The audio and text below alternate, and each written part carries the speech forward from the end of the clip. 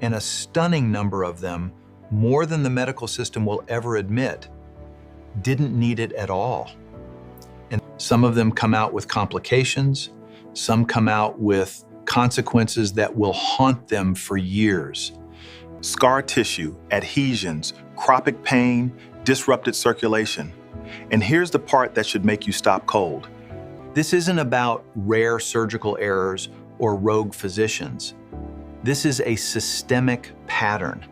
And operations are being recommended not because they are medically necessary, but because that is how it has always been done. Because it is faster, easier, and, let's be honest, because someone profits from it. I'm Sam Waterling, and I've spent 15 years watching this play out in real patients. I know what it looks like when a person's life is altered by a decision that should never have been made. And I think it is my duty to say this out loud.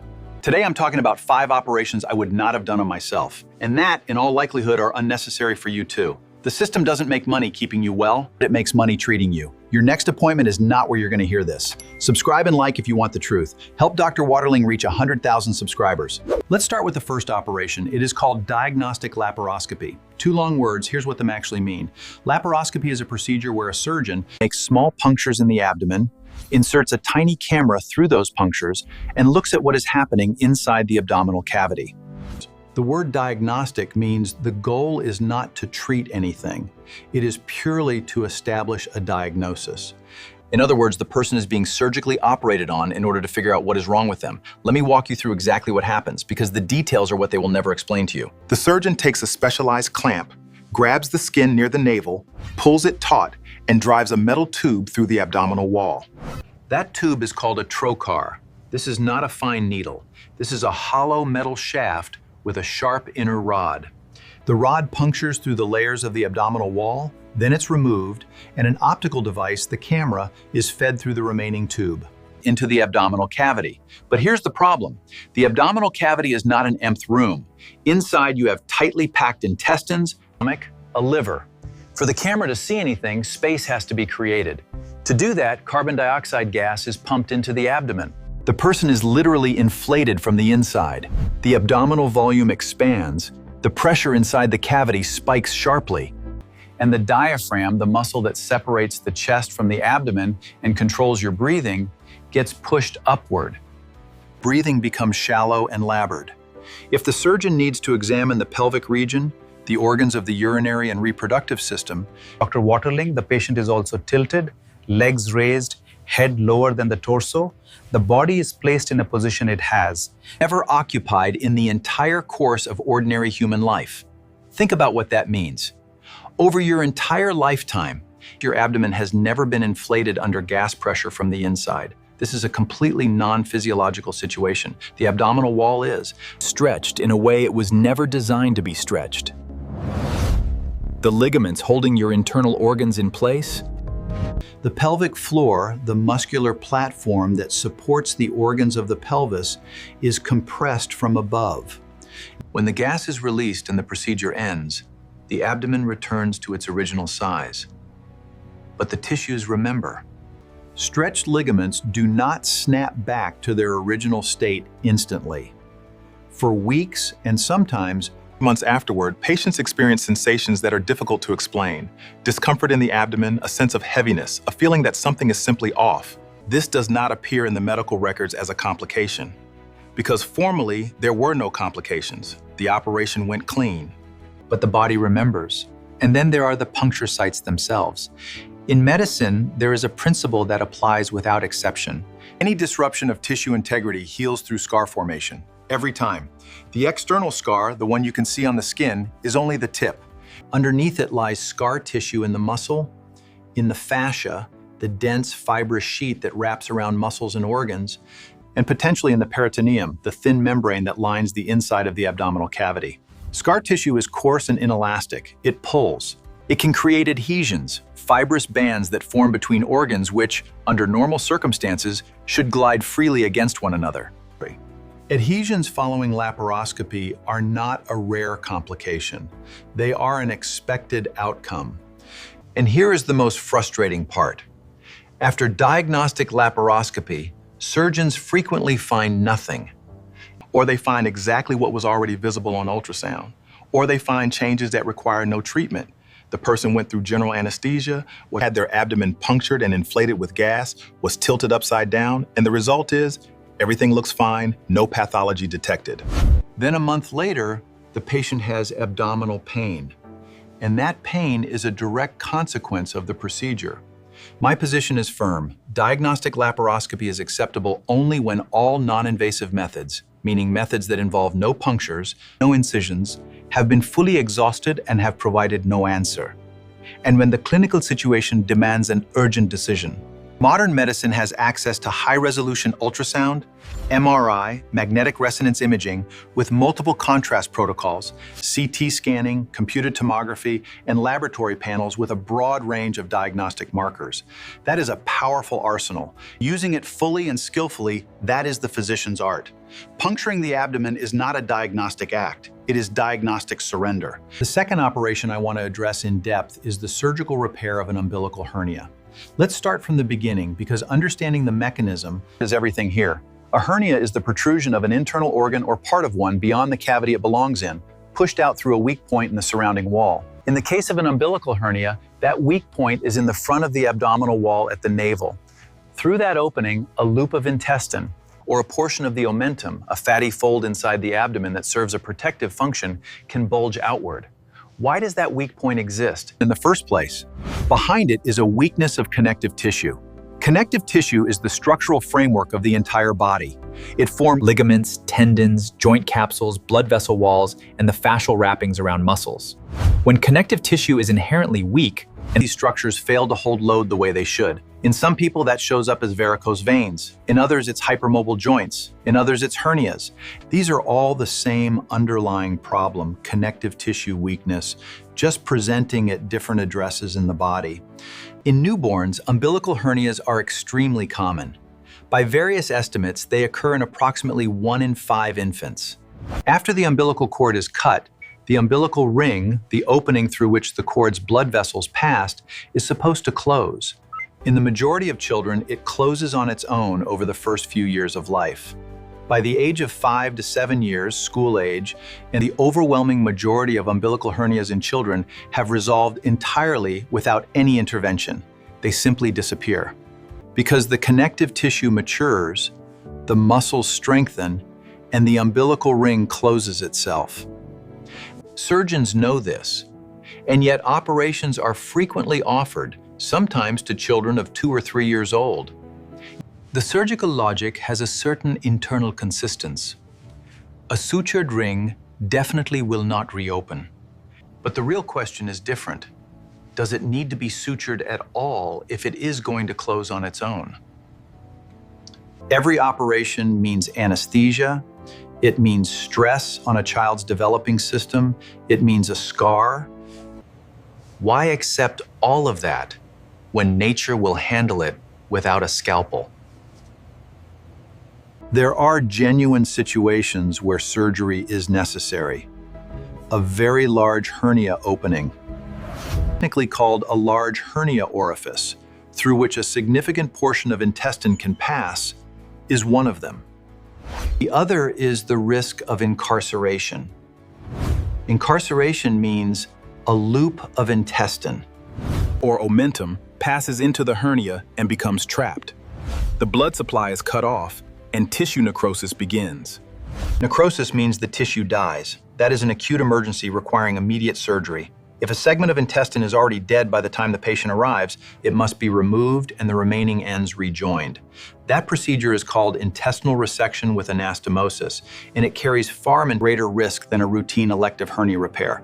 Those are the cases where earlier intervention was genuinely warranted. But those cases are the minority. The majority of umbilical hernias, especially in children, do not incarcerate, and they close spontaneously. And my practical advice, if you or your child has been diagnosed with an umbilical hernia and surgery has been proposed, do not rush. Ask the surgeon specific questions. Ask what the actual risk of incarceration is. Ask what size the hernia orifice measures. Ask whether watchful waiting is a legitimate option. If the answers are vague, go to another surgeon. then a third. If all three say surgery is indicated, there are grounds for it. If opinions diverge, you have both time and choices. Now, what you can actively do on your own, there is one exercise I recommend to every patient I see with any abdominal wall hernia: umbilical, inguinal, femoral, or linea alba. This exercise strengthens the transverse abdominal muscle. Let me explain what that is. The transverse abdominis is the deepest layer of the abdominal musculature. It wraps around the torso like a natural corset, and its primary function Is to hold the internal organs in place and maintain intra-abdominal pressure at a stable, healthy level. When this muscle is weak, pressure inside the abdomen does not distribute evenly. It concentrates at the weakest points. The umbilical ring is one of them. Here is the exercise. Stand upright or lie on your back. Slowly and as deeply as possible, draw your abdomen inward. Pull the navel literally toward the spine as far as you can. Hold that tension. Now, while maintaining that contraction, try to deepen it further. Pull even harder, and then again. Keep going until you feel a deep burning in the abdominal muscles, until you've reached your true limit. Then, a slow exhale and full release. Do this daily. Within a week, you will feel the abdomen pulling tighter. Within a month Of consistent work, the effect will be visible. Women dealing with diastasis recti, which is the separation of the rectus abdominis. it's important to understand that even severe structural issues can often be reversed naturally without any surgery at all. There is another mechanism worth understanding here. Behind many abdominal wall hernias is visceral ptosis, the downward displacement of internal organs. The intestines shift downward, press against the front of the abdominal wall from inside, and increase pressure directly on the weakest points, the hernia openings. If the goal is to stop a hernia from growing and avoid an operation, the cause must be addressed. Strengthen the muscular corset and correct the organ displacement. This is achievable, it works. I have seen it work in my patients many times.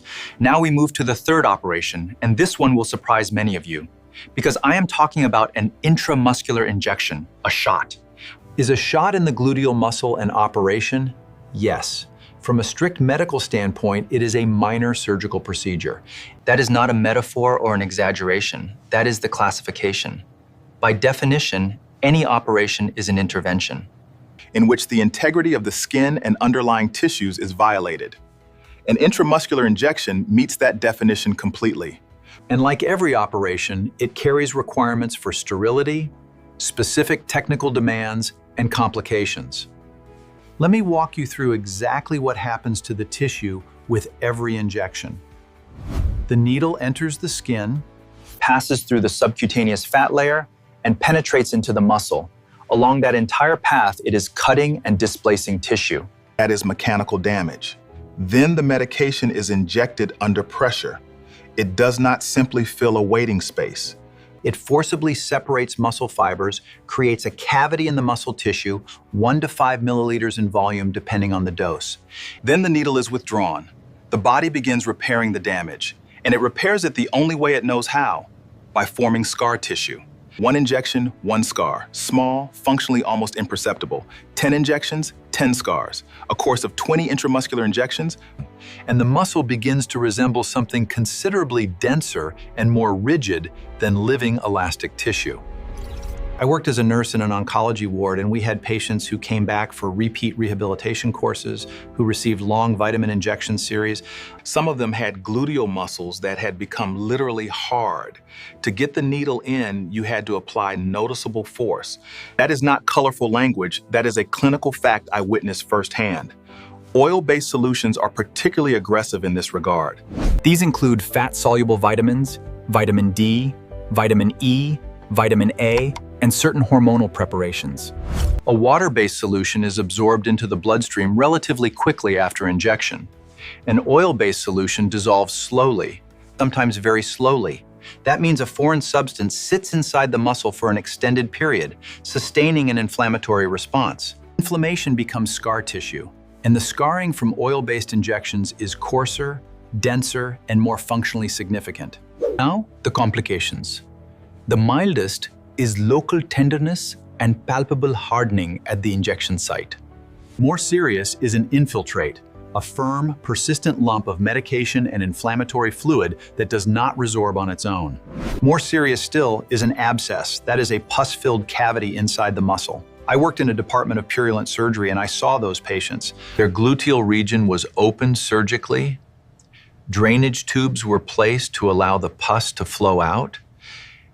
And they were unable to sit or walk normally for weeks. It all began with a harmless injection. Infection can occur even with full sterile technique in patients with compromised immunity, with diabetes, or when circulation in the area is already impaired by prior scarring. There is one more risk that is rarely discussed. Chances. The sciatic nerve passes through the gluteal region, the largest nerve in the human body. It governs both movement and sensation throughout the. Hitting the sciatic nerve can cause severe, sometimes permanent damage, leading to sharp pain, numbness, and impaired leg movement. But proper technique demands real skill, and not everyone has it equally. I have heard from patients, one nurse gave me a shot and I felt nothing. Another gave me one and I was dragging my leg for 3 days. That is not random variation. That is the difference in technique. The practical takeaway is simple. If a medication exists in tablet or capsule form, take it by mouth. The bioavailability, meaning the percentage of the substance that actually reaches the bloodstream in modern oral formulations, is comparable to injectable forms. Vitamins in capsules work no worse than injections. Antibiotics in tablet form are equally effective as injections for the vast majority of infections. There is no reason to fill your muscle with scar tissue for an effect you can get without it. Injections belong only where there is truly no alternative. Emergency situations, compromised gastrointestinal function, or medications that have no oral form. The fourth operation is surgical facelift, known in medical terminology as rhytidectomy. In plain terms, through incisions along the hairline and behind the ears, a surgeon tightens the skin and muscles of the face, removes excess, and fixes everything in a new position. The goal is to smooth wrinkles and restore the jawline. On the surface, an appealing idea. In practice, an intervention with risks that are fundamentally different from operations performed on other parts of the body. Start with the scars. Every incision produces a scar. In the facial region, that means disrupted blood circulation along the entire perimeter of the incision. Scar tissue does not conduct blood as efficiently as healthy tissue. The skin fed by vessels that pass through a scarred zone receives progressively less oxygen and fewer nutrients. The result? That skin ages faster. Here is the paradox. An operation designed to fight aging accelerates aging. Not immediately, but it does. The second issue involves the muscles of the face specifically. These are a uniquely different group of muscles. Unlike every other muscle in the body, facial muscles do not attach to bone. They attach directly to the skin. That is precisely why we can express emotions. We can smile, frown, and raise our eyebrows. The facial muscles are connected through a network of fascia, dense connective to jaw muscles, the neck muscles, the trapezius that extends down to the shoulder blades. This is not theory, this is anatomy you can verify on yourself right now. Close your eyes and tune into your body. Scrunch your entire face with maximum effort, eyes, nose, mouth, forehead, as tight as you can. Notice what happens in your neck, shoulders, and chest. There is a subtle but real tension response through the whole system. Now release your face completely. Add a gentle half smile. Feel how the body drops, softens, settles. This is not a psychological effect, this is physiology. The muscular chains connecting the face to the rest of the body are real and they are active. When a surgeon pulls and fixes the muscles of the face in a new position, he is altering the tension throughout that entire chain. The muscles begin operating differently. This changes head positioning, neck muscle tone, and posture. That influence is difficult to measure precisely, but it is real. And it always moves the system in the direction of disruption, not improvement. The third risk is specific to the face, asymmetry. No human face is perfectly symmetric. That is completely normal. But it also means the muscles on each side of the face are in different states of contraction and length. And that asymmetry shifts across different zones of the face, with the right side dominant in some areas and the left in others. A surgeon who performs the procedure with technical perfection, doing everything geometrically symmetric, may fail to account for this baseline tissue asymmetry, and the result looks unnatural. A tilt, one eyebrow sitting higher than the other, a corner of the mouth pulling to one side. These outcomes are not isolated cases. They are frequent enough to constitute a systemic risk. And the most important point, the one almost never raised in the context of cosmetic procedures. Your face ages harmoniously. Nature performs this process gradually, evenly, proportionally. Wrinkles appear where the skin worked hardest, around the eyes, around the mouth. These are the marks of a life lived, the record of emotions expressed. They look natural because they are natural. There are people whose maturity is genuinely beautiful precisely because they did not intervene. When we intervene, even with the best intentions, we break that harmony. One area of the face looks 20 years younger, the rest does not. And that mismatch is visible, always visible, because the eye perceives any disruption of a natural process as something wrong. What works instead of surgery? First and most powerfully, circulation. The finest cosmetic in the world is your own arterial blood. It delivers oxygen, nutrients, and growth factors to every tissue. When blood flows freely to the face and drains freely through the lymphatic vessels and veins, the skin looks alive, firm, and vital. What blocks that flow? Muscular tension in the neck, poor posture, physical inactivity, chronic stress that keeps the muscles locked in a constant low-grade contraction. Second, facial exercises. They work. Here is a simple one. Place both palms gently over your face, your forehead, cheeks, and chin. Without sharp movements, apply a very gentle upward pressure. Not a pull, but a direction. Hold this position for several minutes. Then slowly remove your hands, maintaining that upward orientation in your mind. You may notice that on one side the tissues feel more yielding, and on the other there is slight resistance. That is the asymmetry. Work with equal pressure on both sides. With regular practice, the tissues genuinely begin to lift. This is not mysticism. It is stimulation of lymphatic drainage and improved tissue nutrition. The fifth operation is cesarean section without medical indication. Let me be direct from the start. When the indications are real, this is a brilliant operation. Placenta previa, when the placenta covers the cervical opening and blocks delivery. A persistent transverse or breech position of the baby that creates genuine risk for natural birth. Acute fetal hypoxia, when the baby is no longer receiving sufficient oxygen and minutes matter. In those situations, cesarean section is life-saving. Without it, catastrophe. I am not talking about those cases. I am talking about situations where a woman requests a cesarean because she does not want to go through labor, because she wants to choose the birth date, because she is afraid, or because a physician recommended it without specific indications. Simply as a default, as a precaution. Here is what happens to the mother. A cesarean section is a major abdominal operation. The front of the abdominal wall is cut open and the uterus is opened.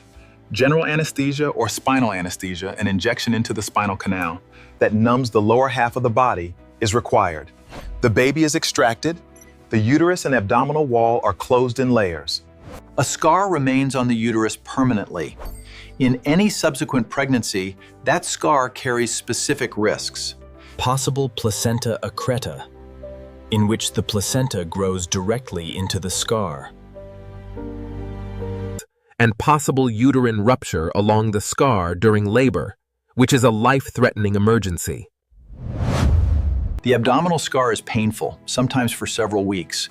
Rolling over in bed, standing up, lifting the baby, all of it causes pain. I have heard patients say, I thought it would be easier than natural labor. Then the anesthesia wore off and I realized I was wrong. That is not an isolated story. That is a pattern I hear regularly. The post-operative recovery after a cesarean is substantially harder than recovery after a straightforward vaginal birth. After a natural delivery, a woman is on her feet within hours. After a cesarean, within a full day and only with difficulty. Breastfeeding is harder to establish because the hormonal cascade that initiates milk production is normally triggered by the physiological process of labor itself. Now, the baby. And here is information that most people simply do not have. During passage through the birth canal, a process called bacterial colonization occurs. The newborn receives the mother's own microflora, the bacteria that naturally inhabit the birth canal. These bacteria become the foundation of the infant's intestinal microbiome. its first line of immune defense. This is not theoretical.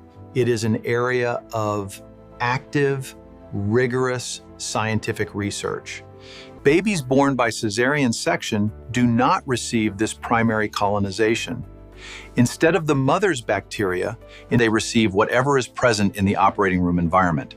The measurable consequences: statistically higher rates of allergic disease, Atopic dermatitis, a chronic immune-mediated skin inflammation, bronchial asthma, and gastrointestinal difficulties in early childhood. In addition, the physical compression of passing through the birth canal stimulates the baby's lungs in a way that helps expel the fluid that has filled them throughout pregnancy. That is the physiological preparation for the first breath. During a cesarean section, this does not happen. Infants born by cesarean require additional respiratory support more frequently. The first independent breath is harder for them to take. Childbirth is the one area of medicine where learning from mistakes is categorically unacceptable. The cost of an error is the life and health of two people simultaneously. If you are planning a birth, or if there is a pregnant woman in your life, Approach this with full seriousness. Find an obstetrician-gynecologist with real experience managing vaginal delivery. If a cesarean is being proposed to you, ask directly, what are the specific indications? What exactly in my case makes a cesarean necessary? if the answer is unclear, find another specialist. Here is something worth knowing from a purely clinical standpoint.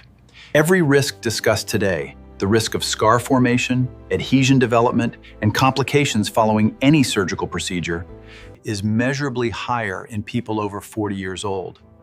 After 40, connective tissue heals more slowly and scars form more densely, and the tendency to develop adhesions increases, which means the price of an unnecessary operation rises steadily as you get older.